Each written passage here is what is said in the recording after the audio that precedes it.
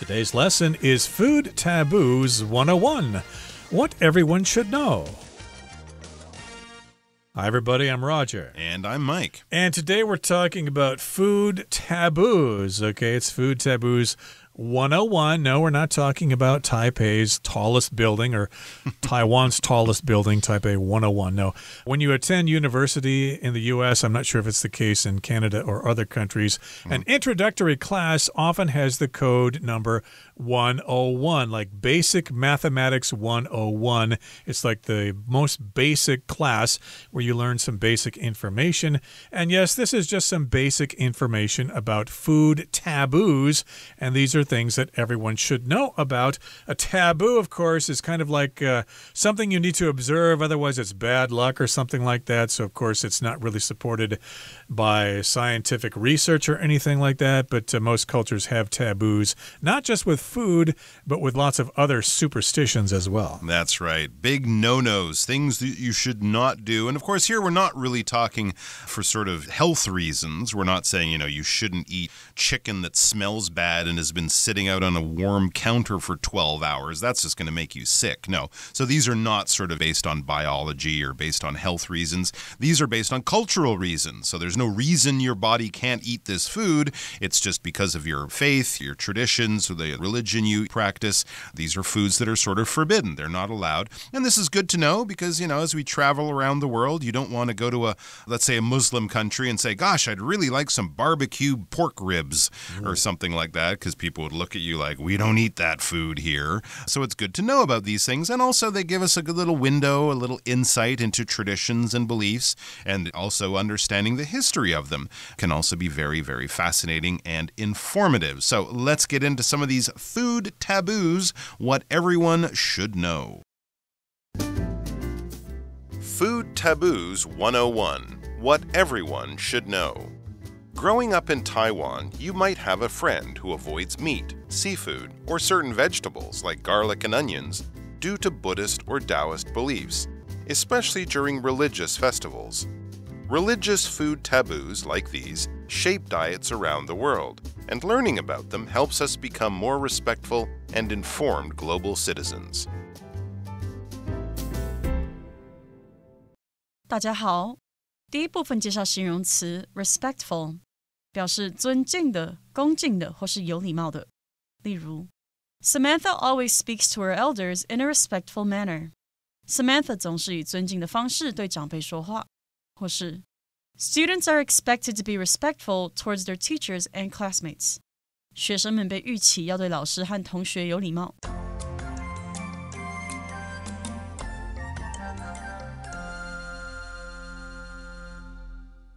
Okay, so let's take a look at the first paragraph here. It says, growing up in Taiwan, you might have a friend who avoids meat, seafood, or certain vegetables like garlic and onions due to Buddhist or Taoist beliefs, especially during religious festivals. Of course, we're here in Taiwan. Of course, that's where we're based here. So I'm assuming most of our students, if not all of them, grew up here in Taiwan. So if you were growing up in Taiwan, you may have had a friend who is Buddhist, okay? And some Buddhists avoid meat. They're vegetarians. They may avoid seafood as well. Some people think eating seafood means you're still a vegetarian. I don't consider that vegetarian, but I guess it depends on the person.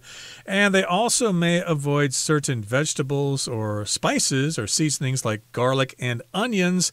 And this is because of Buddhist beliefs or Taoist beliefs. Some people do restrict themselves from these particular substances. They don't eat meat or they don't have garlic or onions. And they do this especially during religious festivals. I think there's one day a month, maybe the 15th day of the lunar calendar, or the first day, like 2 days a month, you're supposed to have a vegetarian meal or something like that. You may have known someone like this who has these sorts of eating traditions. And it says religious food taboos like these. So these are good examples, of course, that we might be familiar with here in Taiwan. So religious food taboos like these shape diets around the world. They shape diets in that they sort of make limits for diets. They have regulations, and they kind of the things that people think about when they're thinking about food and what is acceptable and what is not. And learning about them helps us become more respectful and informed global citizens. Yeah, when you travel around the world, it's nice if you show some knowledge about the culture that you're now visiting, that you're now moving around in. So it shows that you're respectful, that you've learned about this culture and you understand their rules, even if those rules are quite different from the rules you were raised with or the rules in the country or culture that you come from. And it also shows that you're informed. You're an informed global citizen. You know what's going on. You're educated. You're sophisticated enough to understand this kind of thing. You didn't just sort of fall off the turnip truck, as we might say. You're not from the countryside and you don't know much about anything because you haven't really been educated too good or anything like that. So it's just a kind of nice way to show that you know what's going on and you understand different cultures are different and you understand some of the differences in those cultures. So let's look at some food taboos, especially the religious ones, which will be the ones we're going to focus on. What are religious food taboos? Put simply, religious food taboos are religious rules about what people can or cannot eat. In Islam, pork and alcohol are haram, forbidden. In Judaism, kashrut prohibits pork, shellfish, and the mixing of meat with dairy. Buddhism's principle of ahimsa, non-harm, encourages vegetarianism, which is also common among Hindus. Such rules can be lifelong and compulsory, or temporary and voluntary. In some instances, they even include non-food items. Many Muslims, for example, avoid cosmetics or medicines containing ingredients derived from pigs. 第二部分看到形容词 forbidden， 意思是禁止的或是不准的。例如 Romeo and Juliet is about a forbidden romance. 罗密欧与朱丽叶是关于一段被禁止的罗曼史。再看一个句子 Politics is a forbidden topic among many families. 在许多家庭之间，政治是一个禁忌话题。接下来介绍动词 prohibit， 指禁止或是阻止。例如To protect public health, cities around the world have prohibited smoking in public places. 为了保护公众健康，世界各地的城市已禁止在公众场所吸烟。或者 Hikers are prohibited from venturing off the trails in the park. 登山客禁止冒险走公园小径之外的地方。下一个看到名词 shellfish， 意思是贝类或是甲壳类水生动物。例如Many people are allergic to shellfish like shrimp and crabs. 许多人对像虾和螃蟹这样的贝类过敏。或者 The seafood platter included various shellfish and fresh fish. 那份海鲜拼盘包含各种贝类与新鲜鱼类。继续看到形容词 lifelong， 表示终身的或是一辈子的。例如 Carl deeply appreciates the lifelong friendships he formed during his time in college. Carl 对大学时建立的终身友谊深怀感激。或是 Danny and Ben met as children and became lifelong friends. Danny 和 Ben 在孩童时期认识并成为终身的朋友。下一个看到形容词 compulsory， 它的意思是强制性的或是强迫的。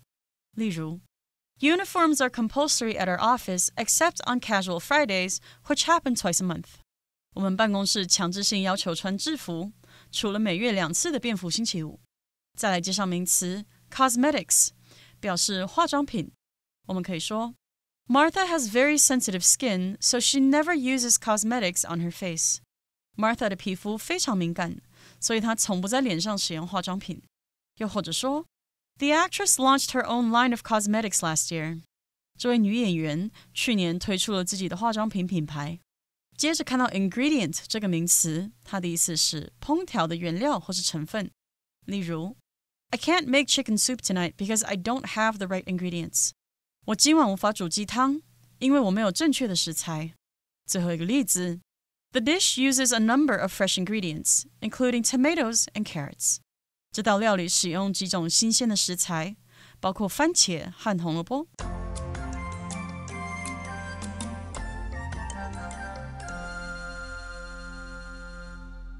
Okay, here's the second part of our lesson for today. We've got a question.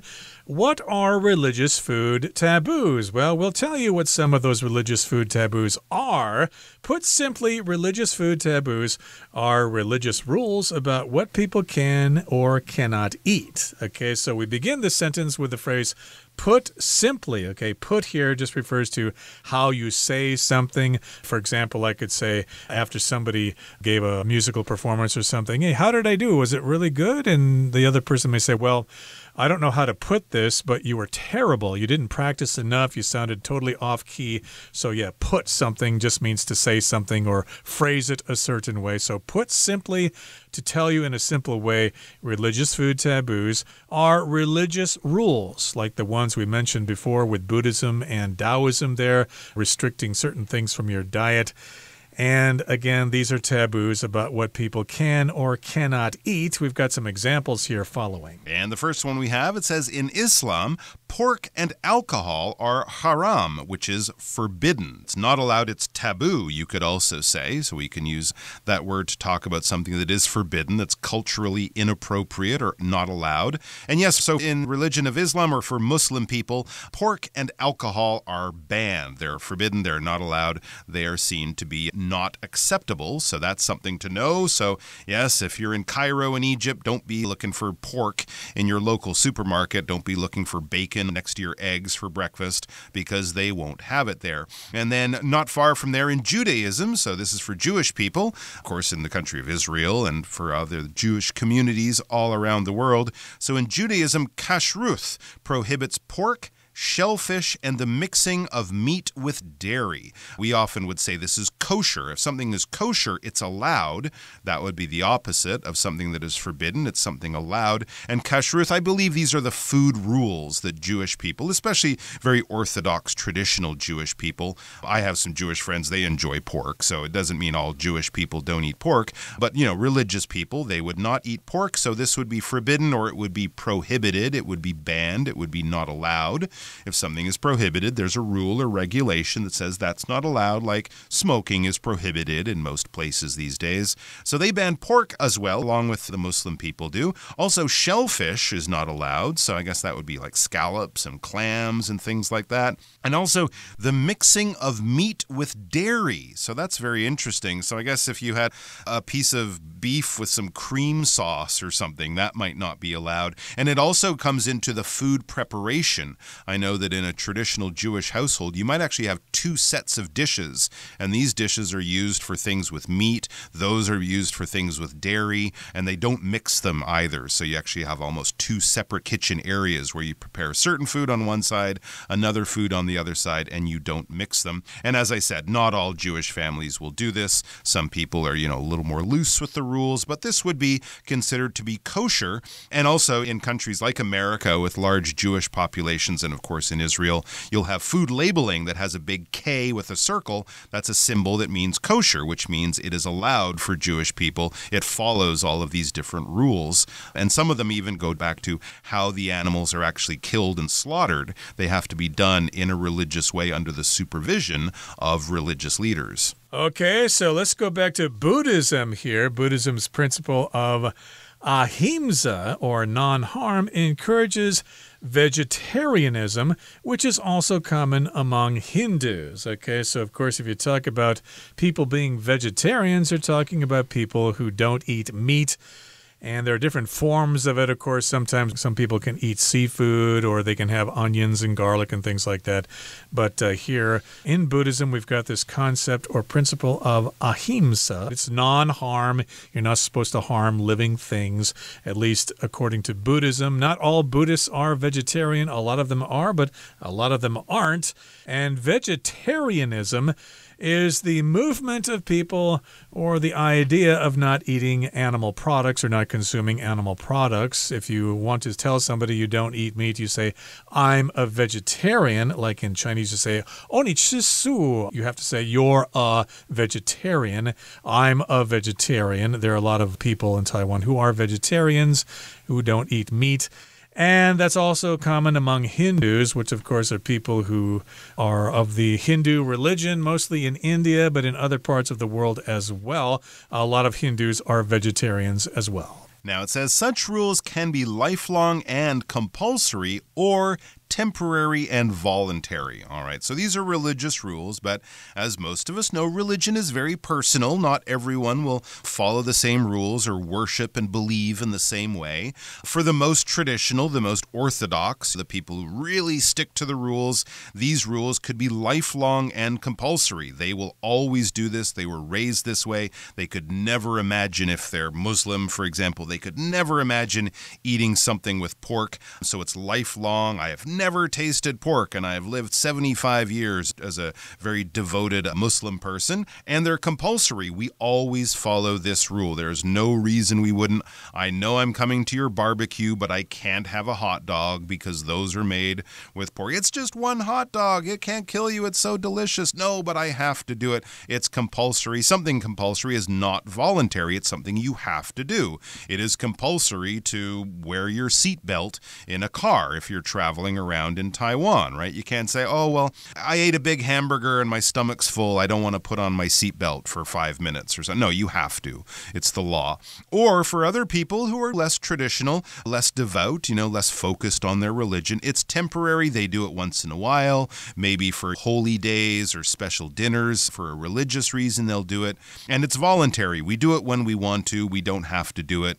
So it's very personal, as many of these questions in religion are, especially when it comes to following rules in the modern world. It says in some instances they even include non-food items. So there could be different types of clothing that you can or cannot wear. Maybe you can't wear something that's made from animal products or something like that. So it's not just religious rules about food, it's religious rules about other things. I know that for devout Jewish people, using electronic devices on the weekend, on Sabbath, on their holy days, that's also not allowed. So they're not allowed to watch TV or turn on a computer or even use electric lights for people who are very, very religious. Let's give you some examples here for Muslims. For example, many Muslims avoid cosmetics or medicines containing ingredients derived from pigs.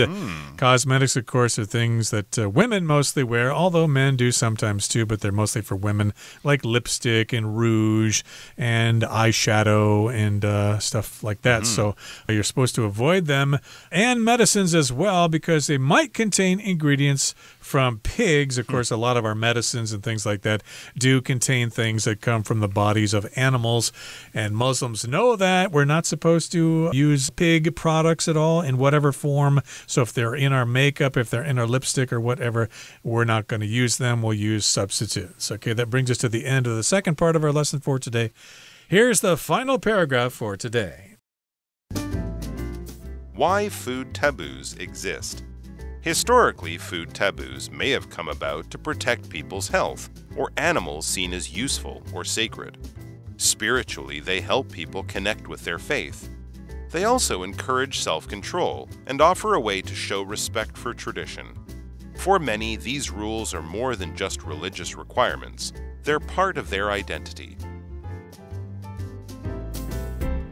All right, we are back with our article. So we've learned about some of these common food taboos that are different and unique for various religions. Here's another good question that we're going to hopefully address in our final paragraph. Why? Why food taboos exist? So we know these are taboos. We know there are rules behind these, but what are the reasons behind them? Well, it says historically, food taboos may have come about to protect people's health or animals seen as useful or sacred. Absolutely, a lot of these taboos are thousands of years old, long before we had medicines or antibiotics, long before refrigeration, when we could keep food cold and safe. You didn't want to eat something that had grown bacteria on it and make yourself sick. So it makes sense to have some of these rules back before we understood science and food health and things like that. So it was to protect people's health, or also to protect animals that were useful or sacred. If an animal is sacred or something is sacred, it's holy. It's very important in the religion, and there are rules around it, and great respect should be shown to it. I believe this might be the case with Hindus and cows, because cows are large, expensive animals to raise. They're very useful on the farm to pull plows, and if we're killing all our cows to make a tasty hamburger, well, that's going to make farming very, very difficult. So let's make a rule that protects the cows, people won't eat them, and then we won't have to worry about not having enough cows to grow vegetables, which feed many, many more people much, much more efficiently. naturally. So, there are sort of scientific or logical reasons behind some of these food taboos, especially when you consider what life was like 2,000 or 3,000 years ago. Yep, those cows might be considered sacred, and in some cultures, of course, animals are considered filthy or unclean, like pigs, for example, are considered unclean animals. Now, spiritually, they help people connect with their faith. So if we're talking about something having to do with religion or spirituality, they would help them connect with their faith. So, of course, they've got these holy animals like the cow in Hinduism and other animals in different faiths. They also encourage self-control and offer a way to show respect for tradition. Okay, so again, these rules help you control yourself, of course, as part of your process of, going to heaven or reaching nirvana or whatever. And, of course, you're respecting your traditions as well. You're continuing those traditions even though science may not support different dietary practices. There you go. And, of course, a diet full of bacon would be absolutely delicious, but it would put you in an early grave. It would not be very healthy, so let's make sure people eat their vegetables by banning some of the tasty meat that they would probably rather eat. And it says for many, these rules are more than just religious requirements. They're part of their identity. Like a lot of culture, it's more than just the religion. It's part of who I am, how I was raised. It's the things I have in common with my family and friends and neighbors. So it's part of your identity. They might not look at it as a big sacrifice. They just look at it as part and parcel of being from this community. And if I want to be part of this community, I will follow the same rules as everyone else. Okay, that brings us to the end of our explanation for today. Here comes Hanny.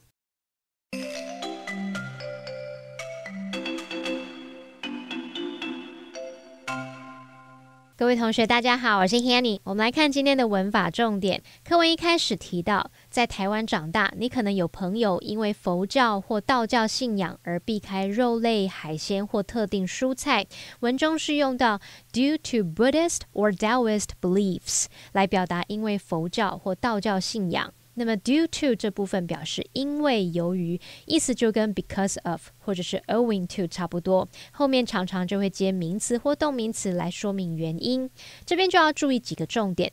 首先 due to 和 owing to 是比较正式的用法，比较常用在正式的公告里，可能像政府宣布的消息，航空公司宣布因为某些缘故而取消航班之类的。举例来说 The mayor was absent owing to illness，市长因病缺席。那至于 because of 在口语中则是比较常用的。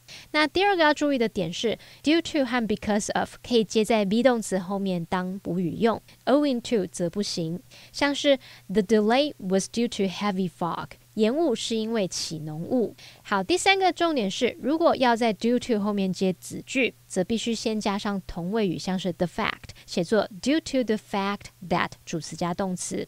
这时候其实它就会跟 because 接子句，意思会差不多。再来课文第二部分的最后一句有提到，许多穆斯林会避免使用含有来自猪只成分的化妆品或药物。文中是用 cosmetics or medicines containing 来表达含有什么什么的化妆品或药物。这边呢，它是利用分词片语来修饰前方的先行词。我们来学习这个用法。以主格关系代名词 who, which 或 that 引导的形容词子句，我们可以省略掉它的关系代名词，然后把动词改成分词来修饰先行词。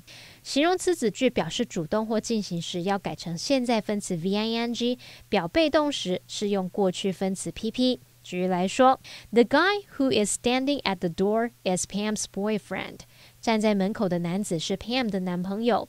句中这个 who is standing at the door 是形容词子句， who is standing 可以简化成 standing， 那么句子就变成了 The guy standing at the door is Pam's boyfriend。 好，那么这时候这个名词 the guy 后面就是接了现在分词 standing 来修饰它。我们再看一个例子The boy is holding a jar which is filled with marbles。 男孩手里拿着一个装满弹珠的罐子，其中这个 which is filled with marbles 是形容词子句，而 which is filled 可以简化成 filled， 那就变成了 The boy is holding a jar filled with marbles。 那这时候名词 a jar 后面就是接了过去分词 filled 来修饰它。好，那以上是今天重点整理，我们回顾今天的单字吧。Respectful. Please be respectful and pay attention when the teacher is speaking to you. Forbidden. In this country, smoking is forbidden in public buildings, as well as in most private businesses. Prohibit. These days, more and more schools are prohibiting students from using phones. Compulsory. Attending the safety training tomorrow morning is compulsory for all staff members. Voluntary. After her advertising strategy failed to improve sales, Hazel made a voluntary decision to leave the company. Ingredient. Flour, water, and salt are among the ingredients typically used to make bread. Spiritually. Spiritually speaking, Blair finds peace through daily prayer and frequent visits to his church.